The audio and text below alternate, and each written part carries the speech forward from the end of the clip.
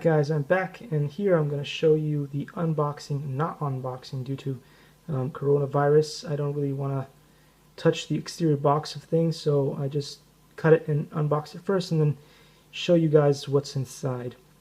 And what you get here is this cool little motherboard, and I believe this is a Korean company that made this. Lewan, I'm not sure how you pronounce that, and it's the Lobot. And the reason why I bought this thing is because I was extremely annoyed with this Chinese piece of useless motherboard that keeps crashing and has all kinds of different issues. That was for my Plen 2 knockoff robot. That the kit itself had immense issues and problems with quality control.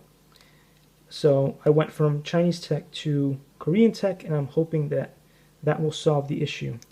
Usually I love things from Japan, and I love things from China as well. I have lots of good 3D prints, 3D printers that print really well that are Chinese, but obviously those companies have proper quality control. They probably follow the European or the US quality control model, but this does not. So I'm hoping that this one from Korea will be a whole lot better.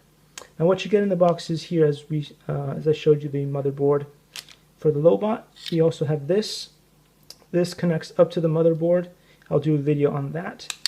And then a typical wireless PS2 controller, and this USB controller, and it has this kind of adapter here, which is not as common as it used to be.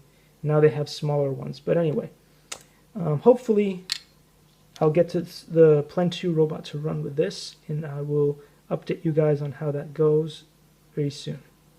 Alright, so stay tuned, and see you in the next video.